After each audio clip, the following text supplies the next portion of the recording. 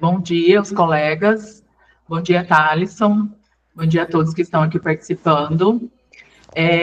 Nesse mês de setembro, nós estamos com a campanha sobre o Setembro Amarelo, né? Então, é um mês de alusão a essa campanha, né? Que, na verdade, é sobre a valorização da vida. Então, considerando, né, que esse mês é um mês dedicado à prevenção ao suicídio, né? A Secretaria de Estado de Justiça, através da Gerência de Saúde e Segurança, fará durante todo o mês de setembro ações visando orientar e esclarecer aos servidores sobre essa temática. O intuito é desmistificar e esclarecer sobre o tema para que possamos todos contribuir de alguma forma, para ajudar a quem precisa e também para entender quando alguém próximo, né, a nós precisarmos de ajuda. Para isso, né, durante todo esse mês, nós vamos divulgar nos e-mails, né, através dos e-mails, informativos de saúde mental com diversos conteúdos. E a nossa primeira ação, né, desse mês é a live que está acontecendo hoje. E com isso a gente espera contribuir para essa campanha, que é mundial, para que de fato a gente possa fazer diferença. Falar sobre o suicídio atualmente é preciso. E a campanha do Setembro Amarelo, né, é justamente sobre isso, é falar. Ao longo do ano passado, aqui no estado de Mato Grosso, ocorreram 339 casos de suicídio. Todos os anos, cerca de 800 mil pessoas morrem por suicídio em todo o mundo, segundo a Organização Mundial de Saúde, a OMS. E de acordo com os dados da Secretaria de Segurança Pública, a SESP, aqui em Cuiabá, houve um aumento de 108% dos casos de suicídio. Em 2018, foram notificados 24 casos, enquanto em 2019 houve um salto de quase 50% nesse número. Apesar da redução que houve, né, no ano, que foi de 36% de suicídios, a escala global e nas Américas fizeram um caminho inverso, com o aumento do suicídio. Então, por isso, a gente vê que não só aqui em Cuiabá, em Mato Grosso, no Brasil e também no mundo, tem aumentado o número de casos de suicídio. Dados obtidos também, né, nos últimos 6 anos, entre 2018 e 2023, que a gente vê que tem um período da pandemia aí também, né, aumentou, teve pelo menos 821 profissionais da segurança pública ativos que perderam a vida em todo o Brasil, sendo 759 casos de suicídio. A natureza da função, principalmente na nossa secretaria, né, que são de agentes socioeducativos, policiais penais, nós vemos que essa situação, ela deve ser falada, né, deve trabalhar, porque a gente vê que é uma função que traz bastante estresse e impacta diretamente a saúde mental dos nossos profissionais. Então, como eu disse, né, no início, a programação do Setembro Amarelo inicia com essa live. No dia 16, nós temos um seminário sobre saúde mental, que a gente vai falar sobre a valorização da vida, conversar sobre a saúde mental. Vai iniciar esse seminário à 1h da tarde e vão ter vários profissionais que vão abordar o tema. No dia 26, a gente marcou de fazer uma foto oficial, que aí em cada local de trabalho as pessoas se reúnem e fazem essa foto, que vai ser publicizada também. E aí nós teremos o encerramento no dia 30 de setembro. Eu vou passar a apresentar aqui o Thalisson, né, o nosso convidado de hoje. Thalisson Magno de Oliveira. E nós também temos profissionais, está me lembrando aqui, no superior, né? Temos assistentes sociais, psicólogos, enfermeiros, que também fazem parte, né, da Secretaria de Justiça. Thalisson é enfermeiro, especialista em psicanálise e saúde mental. Ele tem especialização em saúde mental e atenção psicossocial pela Escola de Saúde Pública da Secretaria de Estado de Saúde, em saúde mental e Dependência Química pela Faculdade CEGESP de Goiânia, em Qualidade e Segurança do Cuidado pelo Hospital Sírio-Libanês. Thalisson tem uma experiência de 12 anos de atuação no Sistema Único de Saúde. Atualmente, ele é responsável técnico do Centro de Atenção Psicossocial Infanto-Juvenil, CAPS Adolescer, e é supervisor da equipe de enfermagem noturna do Centro Integrado de Assistência Psicossocial CIAPS Adalto Botelho, onde exerce funções clínicas, formativas e de gestão do cuidado em saúde mental. E também é conselheiro regional de enfermagem e membro da Câmara Técnica de Ética do Conselho Regional de Enfermagem de Mato Grosso, sendo referência estadual na defesa da ética, da humanização e dos direitos das pessoas em sofrimento psíquico, com ampla trajetória em eventos sobre saúde mental, cuidado ético e práticas transformadoras no SUS. Falei tudo, Thalisson? Ou esqueci? Falou sim. Não, tá tudo certinho. Muito obrigado pela apresentação, Josi. Pode começar. Posso? Muito bom dia. Eu para falar que eu esqueci, desculpa, gente. Mas a secretaria tem administrativos, tem analistas, tem nível superior, em várias formações, tá? Só queria colocar isso. Pode começar. Bom dia, pessoal. Muito bom estar aqui com vocês. A gente mata até um pouco de saudade daquela época ruim, né? Da pandemia, em que nos encontrávamos muito por lives, mas é uma ferramenta muito boa, né? Muito potente, ela nos aproxima, independente de onde cada um esteja, né? Quando a Josiane me convidou, eu disse que não teria condições, porque estaria em viagem, como hoje eu estou falando com vocês, estou aqui em Salvador, mas a tecnologia nos aproxima e traz essa facilidade. Hoje nós vamos ter um papo muito interessante sobre saúde mental, sobre um pouquinho do sofrimento psíquico, o que podemos fazer, como podemos encarar esse dissabor, né, de estar vivo, porque estar vivo é isso, lidar com esses dissabores. Não há como não passar por isso estando aqui, né?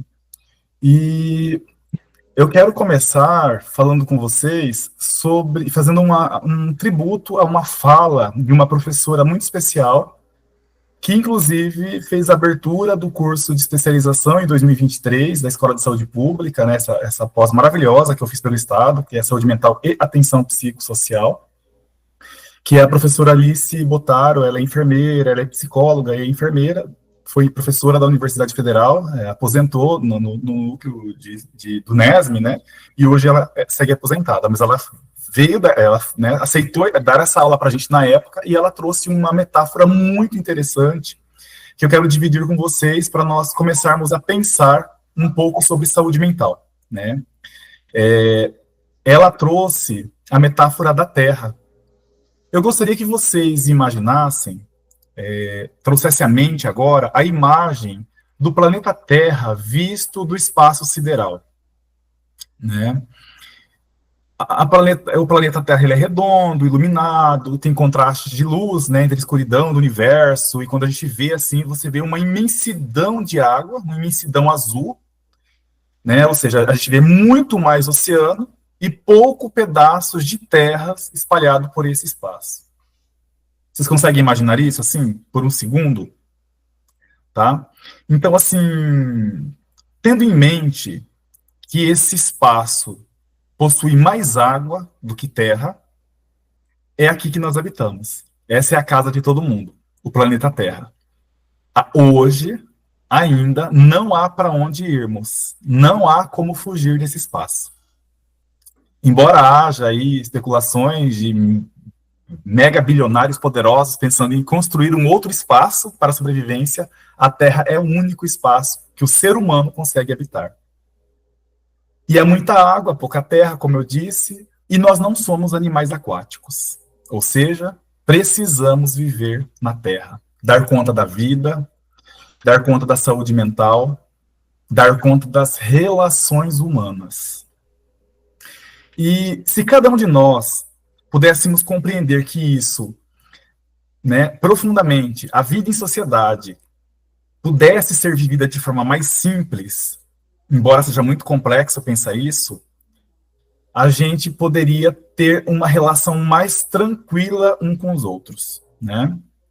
O que eu quero trazer, assim, dessa provocação, dessa metáfora, é que quando a gente vive num espaço, digamos assim, relativamente pequeno, que é o planeta Terra, se pensando que tem mais água do que terra, quando a gente diz que vai pôr o lixo ali fora, que a gente vai cortar uma árvore mais distante da sua casa, que não vai te trazer nenhum prejuízo, porque não vai deixar o seu carro no sol, digamos assim, na porta da sua casa. Ou que você vai jogar um veneno ali, distante da sua casa. Eu quero que vocês pensem, onde que é esse espaço fora? Onde que é esse espaço ali longe da sua casa? Não existe, né? Porque tudo retorna para nós porque o espaço é muito pequeno. Então a gente precisa dar conta do que produzimos, a gente precisa dar conta daquilo que nós destruímos e daquilo que nós prejudicamos no nosso dia a dia. Porque o planeta, ele é territorialmente pequeno para a imaginação que a gente tem do mundo lá fora, do outro, né? O mundo do outro, às vezes, é a porta da nossa casa que a gente abre. E já estamos no mundo do outro. Né? O nosso espaço privado, por exemplo, eu estou dentro de um quarto, de um hotel. Esse espaço pequeno é meu. Mas na hora que eu abro a porta, eu encontro com outras pessoas. Então, eu estou colocando isso para a gente pensar assim, relação humana. Viver com o outro. Né? E essa reflexão, ela vale para a vida em geral. De modo especial para a saúde mental, para dizer assim, não temos para onde fugir de nós mesmos. Nós temos que dar conta da vida aqui, neste lugar, nesta bola azul que eu trouxe para vocês, chamado de nós, dos outros, dar conta da nossa alimentação, do lixo que produzimos, do querer viver e até mesmo dos momentos que surge aquele desejo de querer morrer. É aqui, né? E é justamente nesse ponto que o Setembro Amarelo nos convoca, para reconhecer que a vida, ela é inegociável, porém que o cuidado ele é coletivo. E que não podemos tratar o sofrimento psíquico como algo externo, como esse lixo que eu trouxe, sabe assim? Que é algo que a gente joga lá fora. Que o sofrimento ele faz parte de nós, porém quando não acolhido, ele retorna de uma forma mais dolorosa. Da mesma forma que quando a gente produz algo para o planeta, retorna para a gente também. Tão interessante, gente, pensar que eu estou numa cidade praiana, que há 3, 4 dias, nenhum dia teve sol. Frio e chuva. É o retorno daquilo que nós estamos fazendo com o planeta, né? Bom, ilustrado esse momento inicial para essa reflexão, eu queria pensar com vocês agora uma reflexão sobre a saúde mental do servidor. Também sou servidor público e pensando que vivemos nesse mesmo planeta, que enfrentamos as mesmas dores e que temos que dar conta de responsabilidade, sustentar a estrutura que às vezes é muito pesado para a sociedade, né? Que é cuidar de todos. Mesmo sendo da segurança pública, ele perpassa por um objeto quase que de cuidado, seja cuidando da segurança de todos, seja cuidando da saúde, às vezes, de alguns que estão sob custódia, ou acho que a palavra que me veio agora é custódia, né? Da vida do outro, perpassa por esse cuidado. Mas, e quem que cuida da gente? Quem que cuida de nós? Né? Então, é preciso falar de saúde mental do servidor, mas falar com compromisso com compromisso ético e político. Reconhecer que nós, servidores, também sofremos, também adoecemos, e que precisamos ser vistos e acolhidos. Porque não existe fora para onde empurrar esse sofrimento do trabalhador público, né? É aqui, entre nós, e precisa ser cuidado para que possamos, de fato, promover a vida. E fica uma pergunta, nós, no dia a dia de trabalho, conseguimos observar e acolher os nossos colegas? Conseguimos pensar em que no meio de nós há pessoas adoecidas também? E aí a gente vai começar a falar um pouco sobre isso, né? Porque falar de saúde mental é quase impossível não falar de política. E aqui eu quero trazer um registro muito cuidadoso. Política, política partidária, direita, esquerda, centro, isso é muito polêmico, não é disso que eu estou falando, tá? Eu quero falar de política no sentido de direitos, de ética, de responsabilidade, tá? Porque, assim, a vida é sempre em sociedade. Nós somos seres humanos que nos constituímos diante de outro humano. Por exemplo, nós não sobreviveríamos se fôssemos colocados, bebezinho, digamos assim, ao abandono. Muito rapidamente morreríamos, diferente dos animais, que dão conta, que se alimentam, né? Então, eu quero falar que nós, seres humanos, precisamos relacionar com o outro. Então, isso entra no campo da política. Por quê? A política que eu trago aqui é o modo como as relações de poder se dão na vida em comum dessas pessoas que se relacionam. Por isso a imagem do planeta Terra lá no início é tão forte, porque nos lembra que vivemos todos na mesma casa e que nossas relações de cuidado ou de descuidado retorna inevitavelmente para nós mesmos, certo?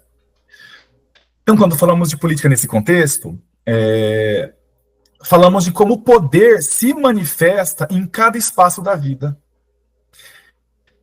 Sabe que desde a primeira infância, nós já deparamos com relações de poder em casa. Nós observamos quem manda, se é o pai, se é a mãe, se é os avós, se é as pessoas que nos criam, se é a instituição onde a gente está. De que modo eles mandam? Que instrumentos eles utilizam para exercer esse mando? E se transportarmos essa reflexão para o ambiente de trabalho, veremos também ali existe relação de poder. O modo como cada profissional recebe um cidadão, um usuário, um custodiado, uma pessoa que procura aquele serviço. Isso é expressão de poder. Não se trata de técnica falar de servidor público. Ah, mas eu sou psicólogo, eu sou enfermeiro, eu sou agente prisional, eu sou policial penal, eu preciso de técnica. Não. Trabalhador, servidor, precisa de unir técnica, que é o saber fazer, aliado à política. Porque sempre vai implicar uma assimetria. Certo? Quem tem o poder e como esse poder é exercido dentro dessa relação. Dentro da própria secretaria, por exemplo, entre os profissionais, também existe hierarquia, a gente sabe disso, né? Existe essa relação de poder. Como que é isso? Como que é essa relação? Quem manda? Quem obedece? Isso é um campo político, e ele atravessa o nosso cotidiano. Então, quando falamos de saúde mental, não estamos tratando de algo superficial, limitado a sintomas, a protocolos técnicos. Estamos tratando de relações humanas, que são, ao mesmo tempo, técnica e política, e que, se não tiver coragem de reconhecer, isso fica no raso. E quando nós vamos falar de saúde mental, nós não podemos falar de forma superficial.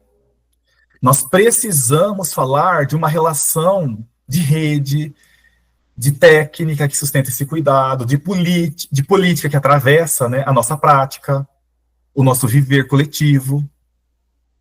E isso é um desafio para nós como servidor, para nós como cidadão e para nós como sociedade, né?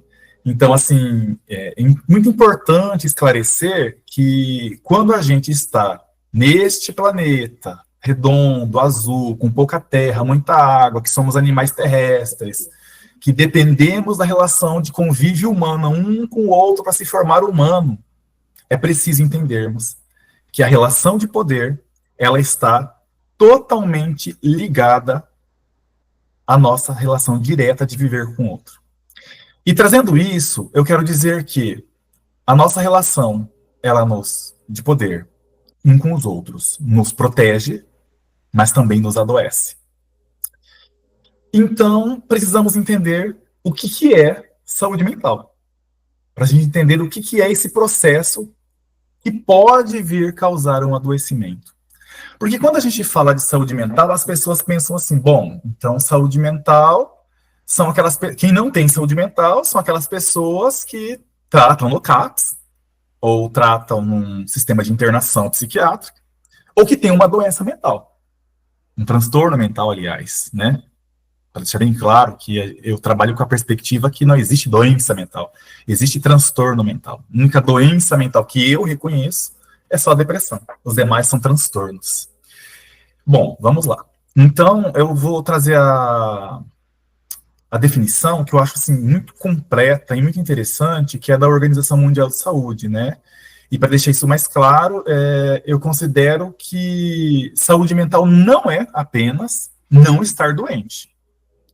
Saúde mental é conseguir viver bem com o que se sente, né? Segundo a OMS, a saúde mental, ela é o estado de bem-estar em que a pessoa reconhece suas capacidades, consegue enfrentar os desafios do dia a dia, trabalha com propósito e se sente parte da comunidade. Certo? Então, olha só, reconhecer suas capacidades, enfrentar desafios do dia a dia, trabalhar com propósito e se sentir parte da comunidade em que você vive. Mas isso não acontece sozinho, né? A gente precisa ter habilidades psíquicas, sociais, cognitivas, que se constroem ao longo da vida, na família, no trabalho, nas relações, para poder perceber essa saúde mental, né? Então, eu já quero começar também falando para vocês o seguinte: como anda a saúde mental de verdade, para além do que os outros veem em vocês?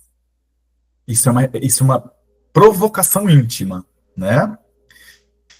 Não posso abandonar aquilo que eu acredito, né, na perspectiva que eu trabalho, que seria da psicanálise. Então, eu penso que o Freud, ele, há mais de 100 anos, trouxe uma definição que, ao meu ver, a OMS embasa praticamente na perspectiva freudiana, que diz assim: Freud diz que saúde mental não é ausência de sintomas, não é viver sem conflitos ou sem dor. Ele dizia que estar saudável é poder amar, trabalhar e continuar desejando apesar de tudo. Então, amar significa se vincular, ter afeto, laços que nos sustentam. Trabalhar, não apenas cumprir tarefas, mas sustentar a vida com sentido, com propósito. E isso só é possível quando conseguimos elaborar o sofrimento, buscar equilíbrio entre o que sentimos e o que é possível realizar. E, sobretudo, manter a capacidade de seguir vivendo mesmo diante das faltas, das imperfeições, das dores que a vida impõe. Ou seja, saúde mental não é perfeição, não é felicidade contínua, é adaptação criativa diante de muito caos, que é estar vivo neste planeta redondo, com pouca terra, muita água, né? É poder atravessar fatores estressores, crises e limitações sem perder totalmente a capacidade de amar, trabalhar e desejar. Então, é complexo ter saúde mental, né? Mas fique claro que eu gosto muito da analogia do eletrocardiograma. Acho que todos vocês, em algum momento da vida, já fez um eletro, já viu a imagem de um eletrocardiograma, onde que os pontos sobem, descem, percorrem discretamente um caminho reto, faz um declínio, sobe novamente, e aí sim vai, sobe, e desce. É chamada a linha da vida. Ou seja, estar vivo é percorrer isso. Hoje eu estou legal, amanhã pode ser que não esteja, não é ter felicidade plena, né?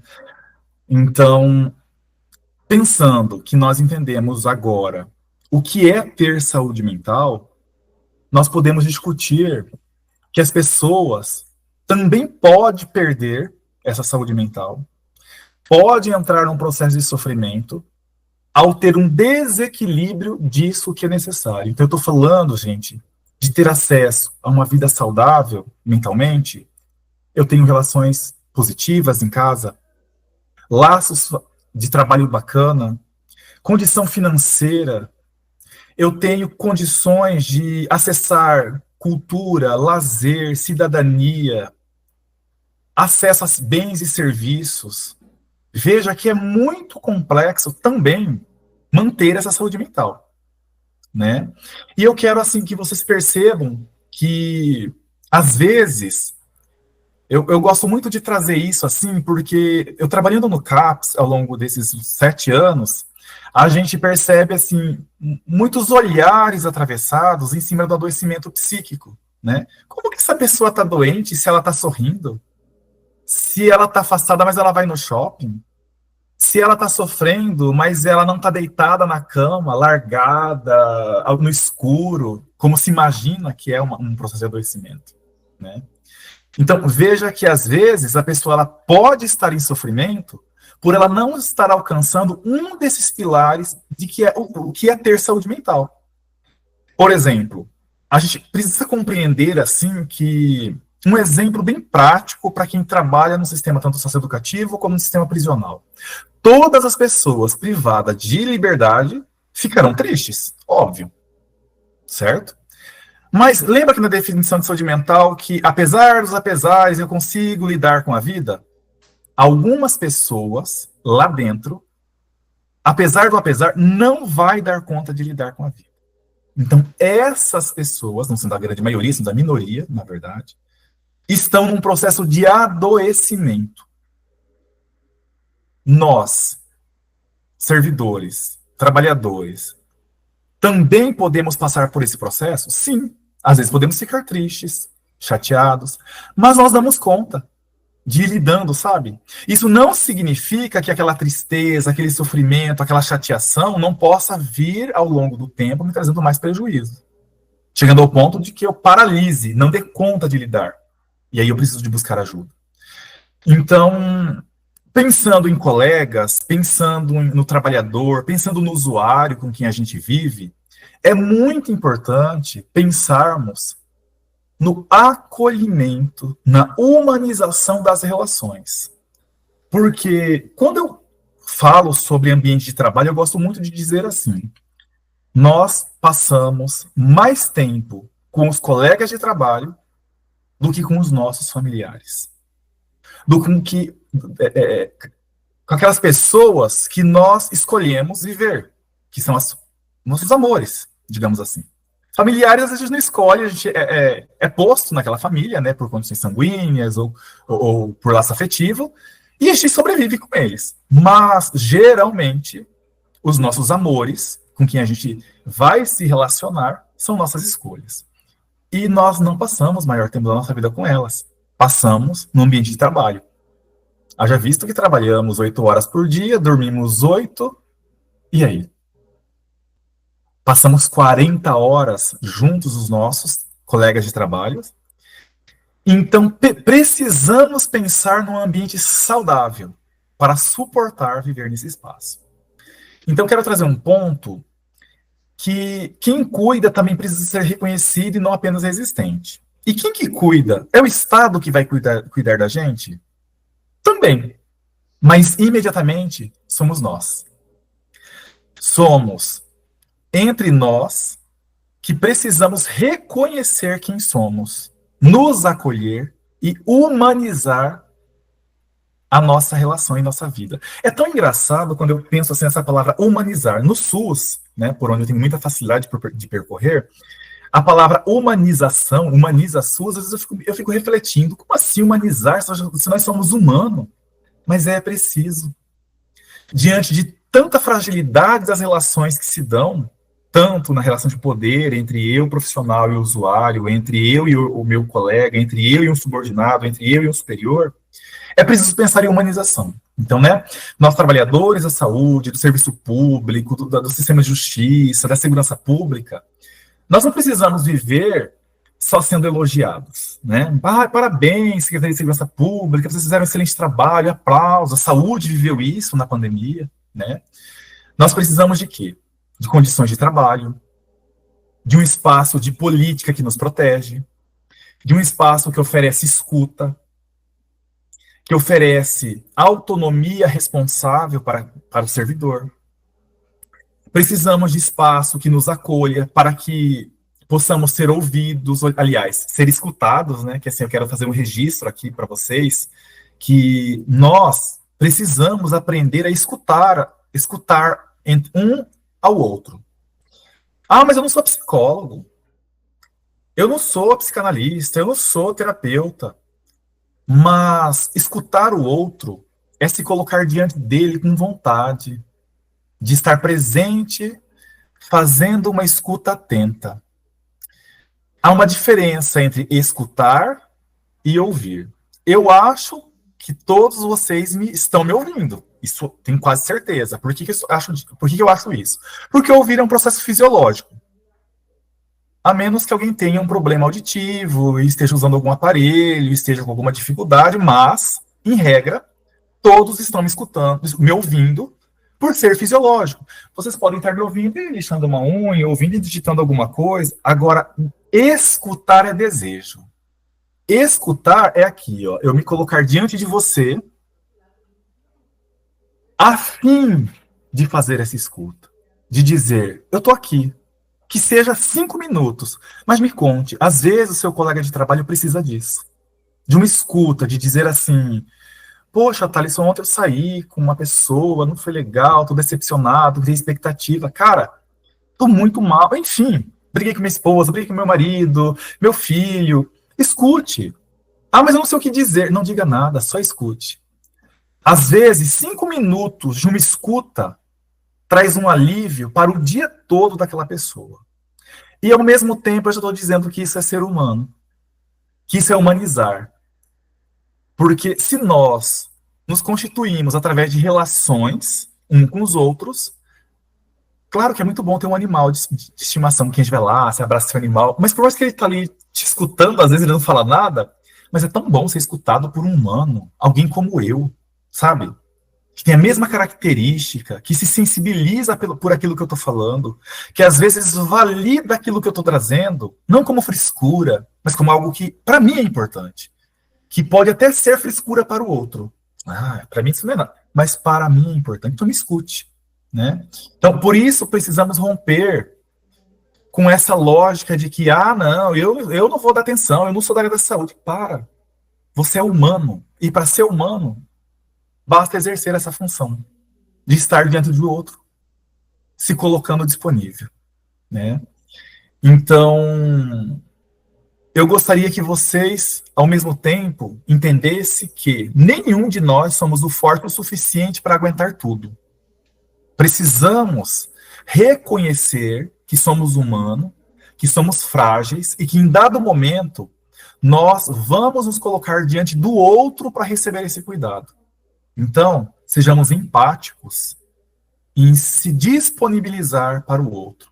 Claro que ter a escuta, que será muito difícil e que você vai sinalizar para essa pessoa que ela precisa de ajuda, que você vai solicitar dentro do sistema de trabalho algum outro profissional, algum serviço de saúde. Sabe, a gente precisa entender que as pessoas podem estar em sofrimento e ainda dando conta de trabalhar. Né? Bom, dito isso, eu quero lembrar um pouquinho do que passamos há pouco tempo, que foi a pandemia. Né? Para a gente poder ter uma linha assim, de raciocínio, de dizer que antes da pandemia, nós não éramos autorizados a sofrer. Mas como que é isso, assim, né? Primeiro, a gente percebe que a mulher, isso é estatístico, vai mais ao médico, se autoriza mais a vivenciar esse sofrimento, busca mais ajuda. E no contraponto disso, estão os homens, que não se permite sofrer, não vai no médico, tem um tabu muito grande, né? Mas a pandemia foi um golpe rasteiro em todos, sem exceção. Então, nós vivenciamos o momento de ver um aumento de busca, de procura de ajuda psicossocial, de ambos os sexos, de pessoas que mudaram de mentalidade do que é estar em sofrimento psíquico, porque vivenciaram na pele. Lembra que eu disse que o planeta Terra é pequeno, que a gente vive transitando ali? A pandemia nos obrigou a romper essa lógica de ligação, de vivência, de convivência coletiva. Nos trouxe a obrigação de quê? De isolamento social. Veja bem. E o que surgiu tudo isso? Adoecimento. Começaram a sentir na pele o que é ter ansiedade. Oi? Thalisson, a nossa live vai até 9h50, porque a gente começou, a gente abriu, na verdade, às 8h50, com 1 hora, só para te avisar. Tá bom. E aí nós vimos o aumento desse sofrimento.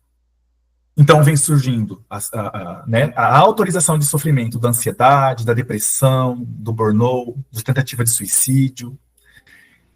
E aí nós precisamos atentar a esses sinais daqueles colegas que estão no nosso dia a dia, queixando de sintomas físicos, que se queixa muito de encefaleia, que se queixa muito de insônia, dores musculares, alterações gastrointestinais, que você percebe que tem uma irritabilidade mais frequente, apatia, que tem uma tristeza, um choro mais fácil do que você conhecia ele do passado que ele não tinha. Então são sinais que a gente precisa começar a perceber no outro, que são sinais de adoecimento, né?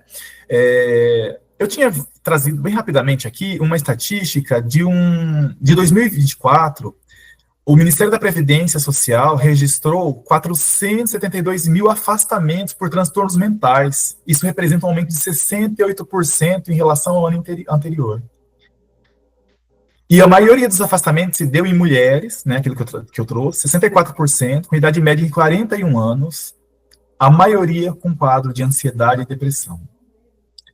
Então, precisamos pensar em medidas de prevenção institucionais, implantar nos serviços rodas de escuta, supervisão institucional, espaço onde esse servidor possa elaborar fala, trazer experiência, incentivar momentos de pausa, de autocuidado. Sabe aqueles 5 minutinhos de um café? Mas tem 10 pessoas na repartição. Vai 2, toma um café, conversa, olha um para o outro, né? Promover o que a gente está fazendo aqui, educação permanente, falar sobre saúde mental, falar sobre suicídio. A Josi trouxe lá no início a estatística do suicídio, que é muito alto.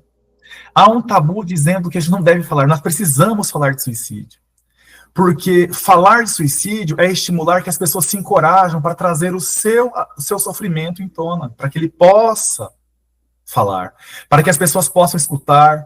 Então, nós precisamos fortalecer a cultura do cuidado entre colegas e lideranças, criar laços de apoio, garantir condições dignas de trabalho. Olha, a gente tinha muita coisa para falar e a gente demorou um pouquinho, né? Estou aqui, né? A saúde mental ela é muito ampla. E falar de Setembro Amarelo, vocês terão mais espaço e mais momentos para isso. Só para a gente finalizar assim, trazer que o Setembro Amarelo ela é uma campanha que é uma crítica minha, tá? Ela deveria ser o ano todo, não só esse mês.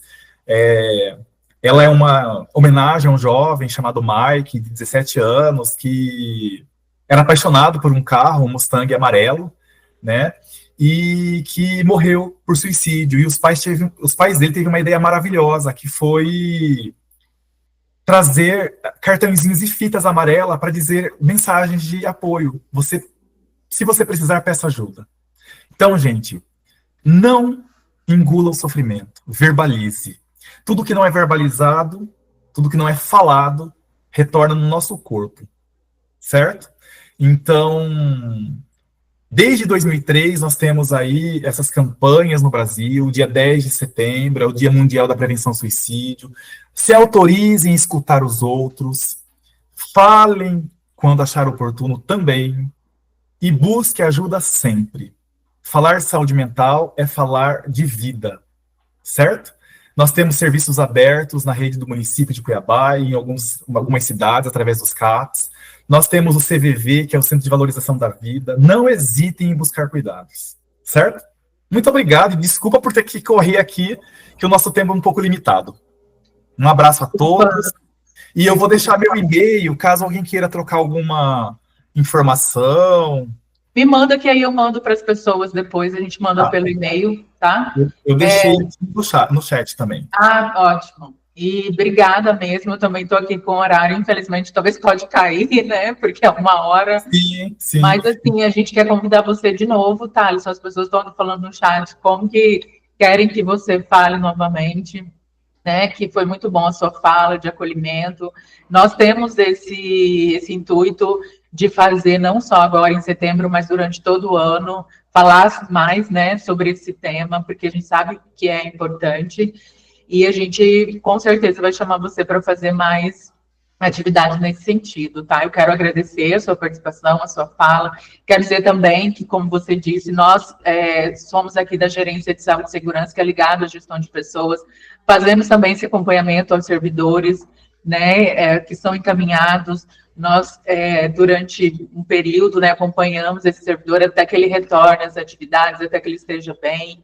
Então, assim, nós temos tentando também aqui fazer um pouquinho desse trabalho. Fazemos também, temos plataformas, temos a Escuta SUSP, também temos o doutor aqui, que tem psiquiatra e psicólogos. Então, nós aqui também estamos tentando fazer né, algumas atividades também para esses servidores que estão nessa situação. Eu quero abrir para pergunta, não sei se até vai dar tempo, se alguém tiver alguma pergunta, ou senão a gente já encerra. Ok. Opa, meu caderno.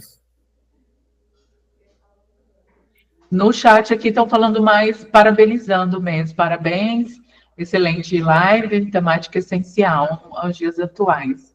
Acho que ninguém tem uma pergunta mesmo assim. Então, eu acho que se você quiser finalizar, e a gente já finaliza antes. Certo. Bom, então, gente, eu quero trazer para vocês que falar de saúde mental é isso, é simples, é uma tecnologia muito baixa, não exige grandes investimentos financeiros, porque se dá pela disposição do desejo humano de estar com o outro, né? Então, valorize aquilo que as pessoas trazem, escute, compartilhe o que você sente com aquelas pessoas que você confia, obviamente, porque a gente chama isso de vínculo. A gente não vai falar de qualquer coisa para qualquer pessoa. Então, se alguém busca você para compartilhar algo, valorize, porque isso chama-se vínculo transferencial. É aquilo que a gente tem assim de mais valioso no ser humano, que é a confiança. Tá bom? E eu me coloco à disposição de quando vocês precisarem de um espaço, eu estando em Cuiabá, sendo presencial, a gente pode sim fazer trocas, porque é muito rico para mim, eu aprendo muito com vocês também, porque me tira dessa zona de conforto, né? Obrigada. Obrigado a vocês. Obrigada a participação de todos, a gente encerra a live agora. Tchau, tchau. Obrigada, Thaleson. Até mais. Tchau.